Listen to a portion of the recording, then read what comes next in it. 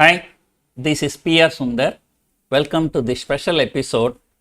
This is just going to be a small awareness video.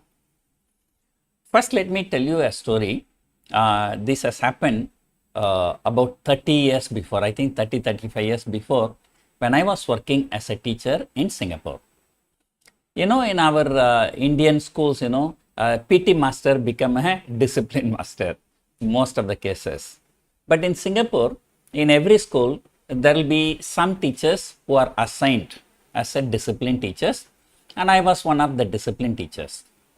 When people make some mistakes, so they are brought to me. I decide punishment. Sometime if the punishment is very heavy, we consult with the principal also. And then, in Singapore, you still believe me, we cane the students. So for serious offenses, caning is a punishment. That caning is still prevalent in Singapore schools. But again, not as you are thinking, the teacher can take a cane and then whack the people. No, not possible. So a teacher cannot decide. So if any problem, if any student has done something wrong, and the teacher will have to refer the case to the discipline committee, and the discipline committee will be headed by the principal. So they will decide whether this offense, caning is required. And we even do something called public caning. That means in the assembly hall, the entire school population will be sitting, and then the student will be caned on the stage. Once what has happened, one girl, I think she should be around 14-15 years old, she was caught for smoking. So she was sent to me for deciding the punishment. But normally before we give the punishment, we just try to reason out with the people. After all, the punishment, is meant for reforming the people, not to become more rebellious. I was just trying to reason out with that girl.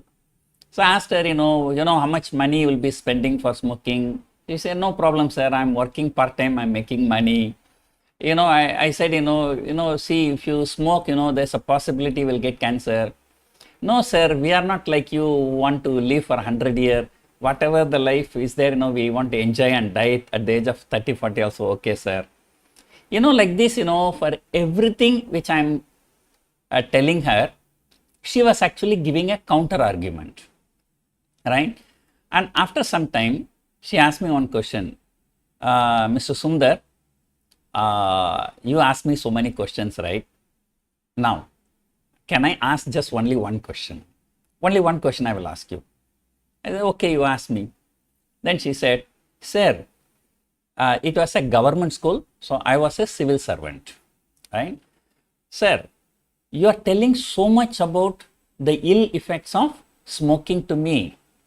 Why don't you go and tell your government and all these things and tell them to stop selling cigarettes? Sir, the government will not listen to you. You know why? Because the government is getting a lot of taxes. So that is why they are doing. So on one side, the government sell the cigarettes, means give permission for the people to sell the cigarettes by taking huge amount of taxes. On the other side, they just tell you people, to catch these kind of things, I really did not have the answer for this question, right? But then I told her, see, whatever it is, whether you like it or not. So there is a law of the land. So the law of the land has to be followed. So the law of the land says that smoking below the age of 18 is offense. It's not correct. Above the age of 18, you smoke, it is not an offense. So actually you have made an offense. So that's it. But the thing is, the girl's question was in my mind. Later, when I had met one ministry top official, and I asked her, so this is the incident that has happened. This girl has asked me. I could not give any convincing reply. But I said, as per the law, what you have done is wrong. You can't question the law. Then she said, Sundar, number one, you cannot save all the citizens. No government can save all the citizens from all the ill effects.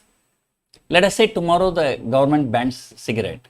Do you think the cigarettes will not come? No, they will find some wrong routes to get the cigarettes, right? So that's one thing. Second thing, what the government can do, the government can give good education to the people, can teach them what is right, what is wrong, so that, and after the age of 18, when you go out, okay, you should know how to choose right and how to reject the wrong things. What may be wrong thing for you may not be wrong things for other people. What is right for you may not be right for other people. So that is your personal perception, right? A person who is working so hard, so he is under a huge stress, but to release some stress, so he smokes or he drinks, that is his choice. But for that, by saying that, the people to release the stress, they need this, you can't subsidize the cigarettes and liquors. So you have to, once you know that it is wrong, okay, you have to put more taxes to discourage the people from using all these things, right? At the same time, you should not be shutting the door, you are leaving it to the people. Then coming back to the question, why this girl was not given freedom to smoke? And because the government believes, okay, you are below the age of 18, okay, you have not acquired enough knowledge, okay, to see what is right and what is wrong. Okay, so that is why the government says up to the age of 18, you cannot smoke, because the government believes that, you are not in a position to choose the right from the wrong or differentiate the right from the wrong. So this answer was, it was convincing for me actually, right? So the crux of the thing is that, the people, they should take the responsibility. So everyone is an adult, 18 plus, everyone is an adult. Everyone has some kind of a good education, right? So they should know what is right and what is wrong. Okay, the world will give everything. They will give good also, they will give bad also, but you have to differentiate the good and bad, and then you have to choose the good one, right? Now, why I'm saying this, many times, in Twitter handle, say for example, I do conduct training. Some people coming, no, you are looting innocent retail investors in the name of training. Okay, training is a genuine business. Okay, if it is wrong, definitely the government or the SEBI would have banned it, right? But they have not banned it. The training is all over the world, right? How can you say looting, because just people, okay, they are just so jealous of you, they'll just come and say anything about you in the social media, right? So the same people know, why are you charging 50,000? You are looting the people, okay? But you go and inquire, okay? Just now I read one tweet. I heard that in Delhi, there is one school, for a pre-KG, they are charging 95 lakh rupees donation, right? You don't go and say. And many smart people, they come and say, what is it you are teaching? It is all there in YouTube. It is all there in social, other places, internet, YouTube. You are not teaching anything new. Why are you charging so much money? But do you think that when you send your kid to the primary school, they teach ABCD, you think that ABCD is not available in internet? ABCD is not available in books? ABCD is not available in YouTube? See, there is a purpose, right? Why do you send? And nowadays, there is something called homeschooling. I know at least 2 of my friends, they never send their children to school. They do the homeschooling. So they don't pay any donation, no transport, nothing. They save everything. But, most of the people do not agree with them, because it is not about the donation. It is not about, nursery rhymes are, taught in YouTube much better than what the teachers teach in the classroom with all kinds of music and other things. But the thing is, when you go there, the children get to mix with along with many other kids, so they develop the social skills, they develop friendships, there are a number of other intangible benefits. The same way, people who come to attend our workshop, they come, they attend, so they mix with each other, they get to know many other people, they get to know new people, new friends, so there are many intangible benefits, right? So if you don't like it, okay, leave it, So, why are you looting people? You have no problem, when people take so much of bribe, without even working, abusing their powers, So mostly people, come to the social media, okay, I'm good, you are bad, okay, you be good, let me be bad. So what is the problem, right? Most of the people, they come out, innocent retail investors, okay. How it is innocent retail? How do you know that retail investors are innocent? Okay, everyone is at the age of 18 plus, everyone has a PAN card to open a Demat account, then everybody become an innocent. Okay, let them be innocent, then what about you? Why you want to become, see, most of the people, they want to become hero by talking on behalf of innocent retail investors. I do not know what is the real meaning of the word innocent retail investor, right? So, same thing, we started promoting a company called Vault, okay. Unfortunately, so that company has gone into some trouble, okay. And then, there are so many comments, very bad comments in social media, you promoted a fraud, okay. Like, you think Anil Ambani is a fraud? Okay, people who invested money in Anil Ambani companies in 2008 and 9, they are almost bankrupt now. Okay. Now remember, what is a fraud and what is a business failure? Okay. A person who does a business for some genuine reason, if the business has failed, he cannot be termed as a fraud. He cannot be put in jail. On the other hand, a company may be even running profitability, maybe even rewarding the shareholder. But still, let us say the promoter takes away some money from the company, okay, in a fraudulent way, in an unethical way, and then that is a fraud. So people must understand very clearly the difference between a business failure and a fraud, okay. So business failure can happen to anybody. Anil Ambani belongs to number one business family in India, but still he met with failure, but he is not a fraud. Okay, so the same way, what happened to Vault was a business failure. It's not a fraud. No, you have not due diligence. Okay, what is that to do the due diligence? A person who is good now become bad tomorrow. Then how can you do the due diligence, right? So these are all the things, that is something beyond your control, right? So in case of Vault, our money was also stuck, right? So it is not that, we just simply promote people just for the sake of promoting, okay. And we also have some kind of a faith, okay. I promoted Tax Buddy, okay. I personally invested my money in Tax Buddy. I'm one of the shareholders of Tax Buddy, right.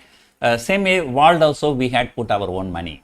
Then Delta.exchange we have been promoting for the last 2 years. So far things are going well, but at the same time, we never claim that, these are all like, just like a government backed securities, 100% safety, this and that.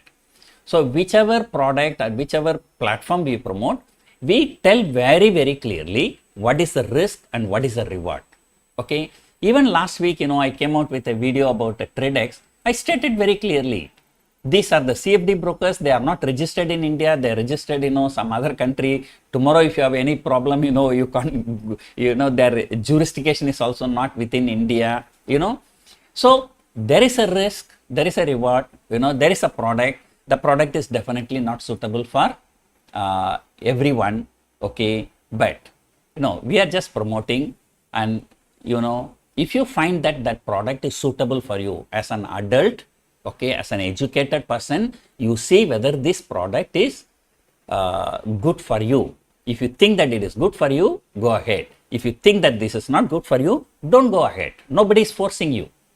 Oh, you are my follower, therefore you must trade with the TradeX. No, we don't say like that. Okay. So at the end of the day, like what in Singapore government official told me, we have given a good education. You should know what is right and what is wrong.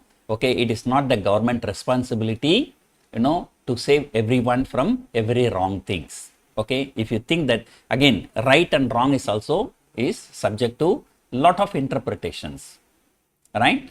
So no, the same thing happens in case of liquors. In Tamil Nadu, any party come, every party will say, we come, we will stop the liquor, but no party will stop.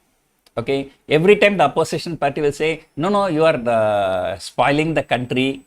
That the thing is, the same party, in power in some other states, there they will be selling the liquor, right? So these are all like political. However, I can assure you one thing, even Money Control came out with some article questioning the TradeX credibility. We are actually reviewing it, right? So if we find, anybody who does something against the law of the land, definitely we will close our relationship with them. And mainly what Money Control highlighted is that, TradeX is allowing forex derivative, which is against the RBI rule. Okay, so the first thing is that even RBI has allowed the forex derivatives until recently, and only sometimes in the month of January they came out with a circular that forex derivative is not allowed. It is allowed only for the purpose of hedging. For speculation and arbitrages cannot come. So the circular came, I think, on 2nd or 3rd of April, and then on the 4th of April itself there was a big problem. Markets went haywire. Okay, I think now they have extended this to until May 5. So until May 5, derivative trading is allowed in India, but after May 5, it should not be allowed. So I'm also not very sure. So when the Money Control asked me this question, I asked my son to check, okay, is TradeX is allowing forex trading. So he checked the TradeX website. He said no, they are not offering forex. But however, Money Control claimed that they are offering forex. So probably, I'm not very sure, I'm yet to check. Probably, this TradeX people, they have one Indian platform, they have an international platform. Maybe they are offering forex in the international platform. So that has nothing to do with India. So if I can promise you once again, okay, if forex trading is not allowed by RBI, and if TradeX is allowing the forex trade in their platform, we will be the first person to raise this question to them, okay, and then we will stop our promotion. So in fact, we have already raised the question to them. We are waiting for their reply. So meanwhile, instead of asking this and that, arguing this and that, so at the end of the day, it is you, your money, your loss, your profit, your risk, your reward, so therefore, you can't change other people, but you can change yourself. You can't blame other people for your failure. You learn to take responsibility for your own actions. So that is my message. Hope you enjoyed watching this video.